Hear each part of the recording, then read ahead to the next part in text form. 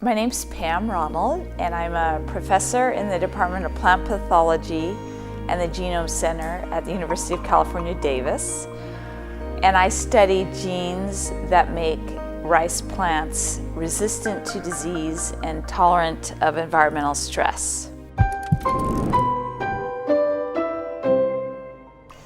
Well, rice is a staple food crop. It feeds half the world's people.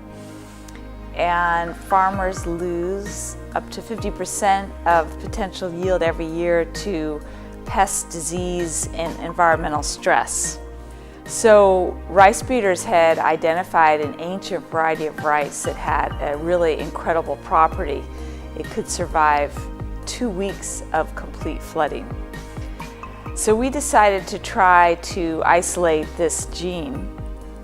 And after about 10 years, our graduate student, Kenong Xu, was able to isolate the gene, and he showed me some rice plants that carried the gene, and it was really quite remarkable. The conventional variety died after 2 weeks of flooding, where the genetically engineered variety carrying the new gene could tolerate 2 weeks of complete submergence. I think it's a very, very exciting time. I mean, genetics, in terms of crop improvement, genetic improvement has been critically important.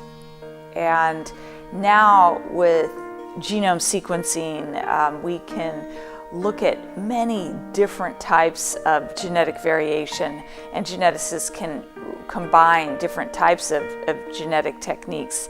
So it's absolutely a very important time for genetics and for plant biologists as well. We need to feed the growing population without destroying the environment, and farming is destructive, but we farm because we have to eat. So we need to try to farm in the most ecologically based manner possible. So I am glad that there are many different types of people, farmers, scientists, working towards producing food in an ecologically based manner. Prosperity means that